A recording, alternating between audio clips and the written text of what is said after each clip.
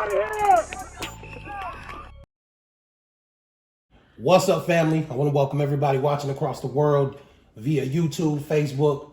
Welcome to the Big Goose TV show where we chop it up and we keep it 100. And today, I got a very special guest, QB1. But don't take my word for it. Introduce yourself, young stud. How y'all doing? Ricky Sampson in the building, born and raised Tallahassee, Florida. And yeah, ready for this interview. Shout out to Florida. Rick Jr., correct? Yes, sir. Okay. It's in the bloodline, right? Your dad's a real estate agent, successful real estate agent out here in Las Vegas. So we know you got game. Sir. So let's talk about it. Run me through your bio. Where did football first start for Rick Jr.? Football first started for me when I was 5 years old, right there on Lake Munson Street, Tallahassee, Florida. That's where it all began for me. First remember growing up watching it on the TV, and I just caught love for the game. So you always had that drive to play football. Was that always a passion of yours? Yes, sir. Now, we all know you're QB1, and we'll get to that here in a second. But what are some of the positions that you played in youth ball? When I think my first position was like linebacker, then I switched to running back, receiver, just all athlete, all around, just athlete. So the transition from Florida, what brought you and your family out here to Las Vegas? I think it was just all the opportunities that my parents had out here for the money and then just for us as a family. So did you get a chance to play ball out there in Florida? Yeah, at least 2 seasons I fully remember. And that was youth football? Yes, sir. What was the organizations you played for out in Florida? The Jacksonville Jaguars. Shout out to the Jaguars. Yes, sir. Now, we all know Florida ball in general. You got the Gators out there. You know, you got the Jaguars. Florida is known for big-time football. And here you are, young prospect, prodigy, transferring or transitioning from Florida to Vegas. Do you bring that Florida style to Vegas in your play? Yes, sir. And what style is that? Just the legit in me. It's coming out. I have to show it out in this Vegas environment. Because I mean, you were a nice size. Now you are the prototypical size, 6'2", 190, and still growing. I mean, the height, the athleticism, right? And we always talk about quarterbacks like Michael Vick, guys like that, guys that can get out the pocket. Sir. And you're one of those guys. You utilize your legs to open up the playbook. Is that the Florida style we're bringing? That dual threat quarterback? Yes, sir. Okay, fair enough.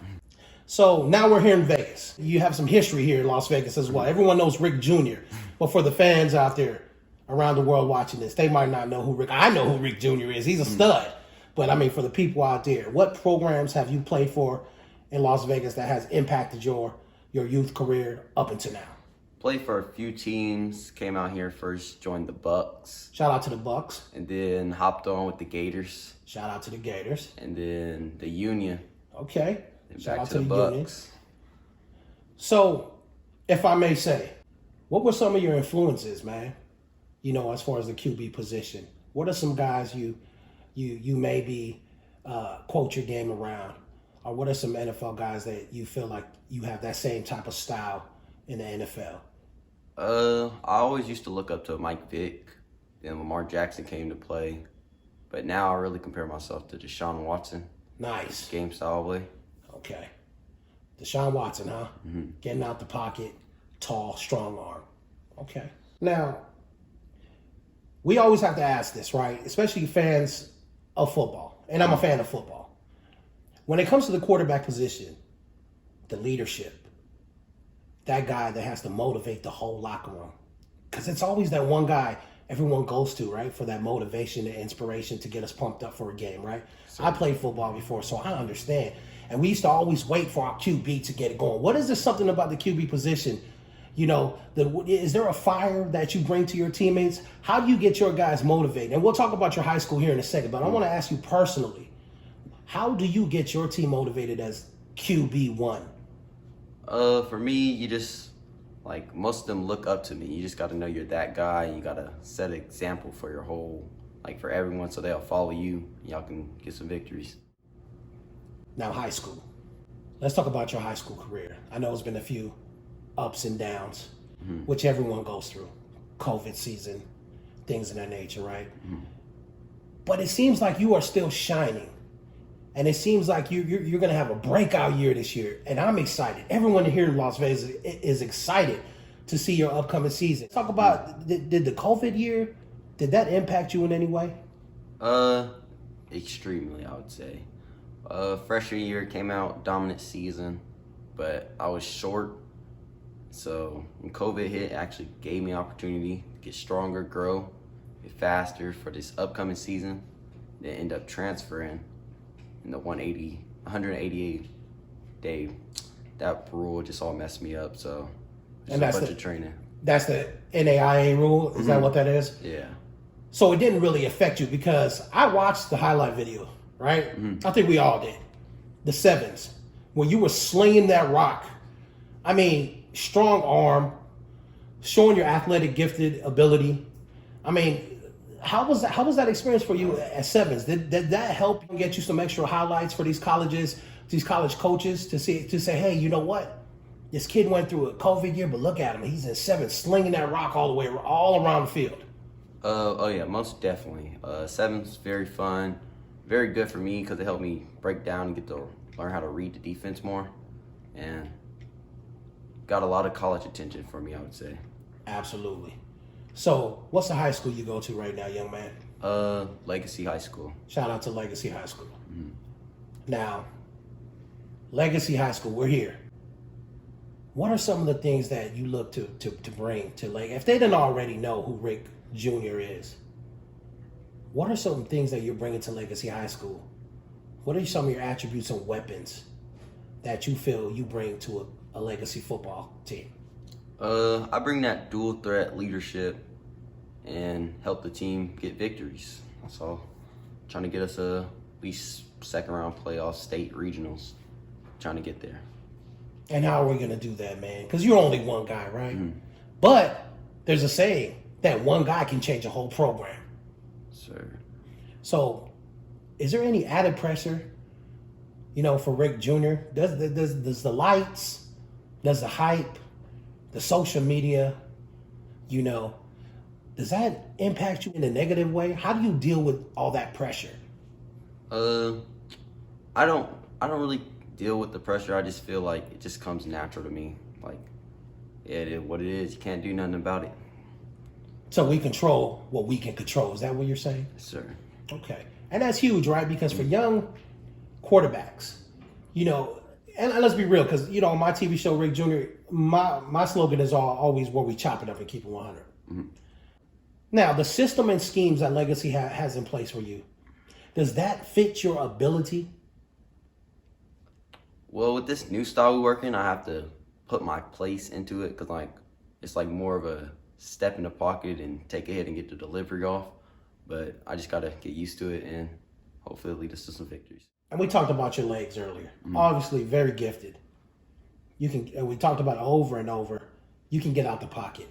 Now, that opens up a variety of other playmakers that Legacy has, right? Wide receivers, running backs. If you have a quarterback like you that can get out the pocket, I mean, that play style right there, there's crazy amount of colleges, D1 Power 5 programs that are looking for that talent. We brought up a guy earlier by the name, I don't know if you know him, I know him, Lamar Jackson, right? For Louisville, right? I mean, if you look at his highlights, the way he opens it up for everybody else to eat, I believe that's something that you bring to the table, So let's shift gears for a minute, Rick Jr. Florida kid. We're in Las Vegas, where it's hot as heck, right? And there's so many things that can distract you off the field, right? You got the lights, entertainment capital of the world, 24 hours a day. How does an athlete like you stay focused? Because let's be honest, the grind is crazy, right? Football, sleep, education. It's kind of like you're in this box that you have to uphold because obviously you're trying to get a scholarship to the next level. So how do you stay disciplined, man? And not to mention girls, because you're a good-looking guy, right? You got to stay focused on the grind. And for a quarterback, a QB1 athlete like yourself, how do you stay focused? I always have the mindset that I'll always have time for that after I complete my goals. So I stay disciplined to the process and the grind. Keyword, stay disciplined to the process and the grind, huh? And what has that grind been like for you? Lifting weights, studying the playbook, studying film. Yeah, just going over just schemes and stuff with my coach. How important is film? Very important for me because it helps me know where to look, make quicker decisions for me, watching the film, know what they're about to do. So are you a big film guy? I've just turned into a big film guy, yes, lately. Wow. So you're a student of the game. Yes, sir. You like to dissect the defenses and see what holes are in the defense. Yes, sir. You know, the crazy part about that, a lot of kids don't do that nowadays, man. They just go off their natural ability. They maybe watch film for maybe 5 minutes, but you are actually in the film room dissecting your opponents. That's a key component to becoming a D1 athlete, you know? And I think you grasp that. You kind of got that part of you. Now, I talked with your dad off camera about this. And we talked about, the COVID season. We went over that and how it didn't really impact you. But the mentality, your dad told me, my son's mentality is, it can't be rattled. You kind of got that tunnel vision and you finish everything you start. So, I mean, from your young training as a young youth athlete to high school, what are some things that benefited your attributes? What did the training do for you up until this point? Got me much faster, much quicker, more athletic, more endurance. Everything about it helped me all around, all my attributes. I gotta ask you this, Rick. What are some of your dream colleges that maybe you potentially want to play for one day? I'm thinking, I like how HBCUs are starting to develop, and I think that'd be a good move for me, like FAMU, but I always loved Florida State, okay, the Gators, Arkansas, and Bama. Because this whole process for you through the ups and downs has been a blessing, and you're still here on the biggest stage at Legacy High School. Walk me through your mind, right? When you're getting ready for game day, you're like, man, we're about to play Friday Night Lights. What's a day in the life of Rick Jr.? I mean, what gets you pumped up, turned up, motivated, ready to go on game day? Just the thought of executing, winning, being locked in with my team, and just enjoying it. Now, locked in with your team.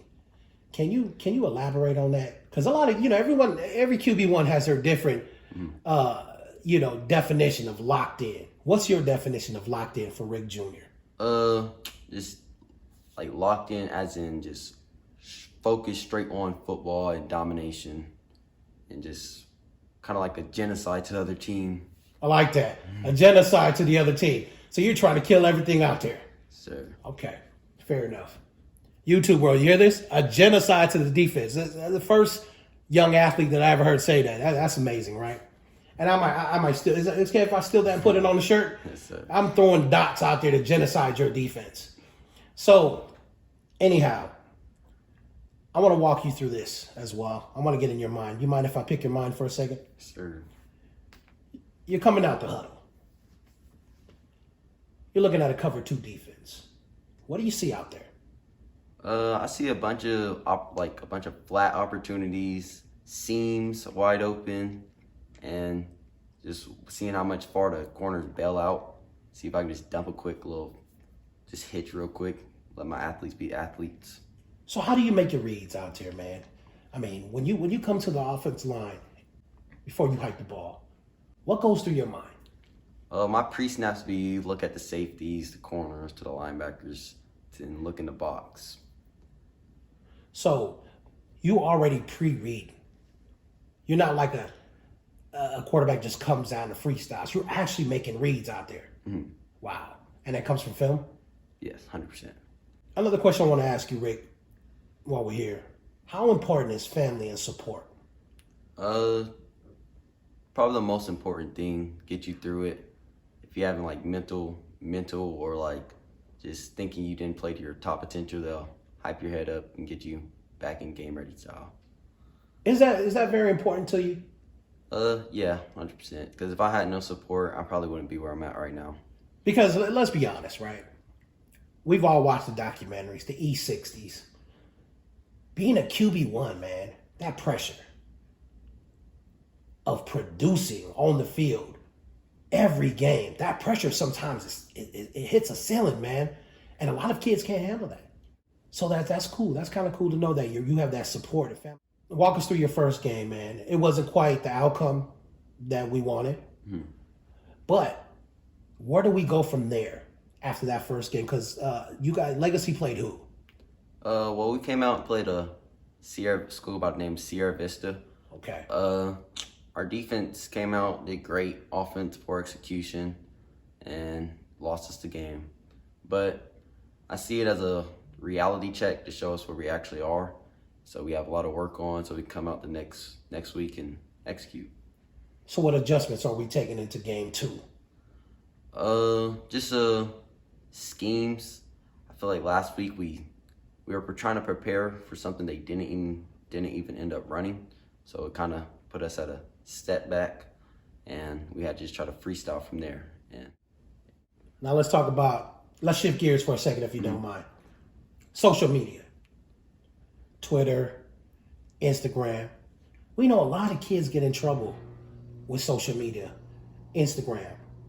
But yet, when I look at your social media tags, man, it's always highlights. It's always things that you're doing great out there. Throwing the ball, I believe, 65 yards? Yep. You got a cannon on you. And that's a natural cannon. So, I mean, when I see these highlights, man, the first thing I think of, damn, a school could use that kid. 65 yards. A fade route. I can see it right now. You throwing the ball deep, your receiver going deep to go get it, 80-yard touchdown. That arm strength that you possess, along with your legs, the durability, the athleticism, and things of that nature, you're considered a dual threat. So when you go through your social media, do you understand what comes with that? I mean, I don't know if that makes sense. But keeping the social media clean, how do you feel about that? Because a lot of players, they get in trouble through social media, but yet your social media is clean. I know, like, I don't do nothing like bad in general. I'm all football, school. Like I said, I like to keep my goals first, so I don't get into trouble at all. I know to keep it clean because I know colleges be looking at it. That's awesome. That's awesome. Now the grind, early mornings, late nights. Why are you so dedicated to football? It's my dream, and I like to accomplish my dreams. It's always been my number one goal, dream. Because you got to dream big, right? Mm-hmm. Can you see yourself one day walking up to that NFL draft podium, giving the commissioner a hug and holding your jersey up? Yep, always have. And what is it going to take for you to get there? Staying dedicated to the grind in the process. Now, I talked to your dad outside, man. We talked about exposure. Nowadays, it's the new social media era, if I may say. So any exposure is good for athletes, especially hidden gems. And I say this respectfully. You are a hidden gem here in Las Vegas. Strong arm, athletic, get out the pocket with your legs. Do you think you're an underdog? Do you think that people kind of overlook Rick Jr.? Yes, kind of, but Sevens kind of got me a good exposure.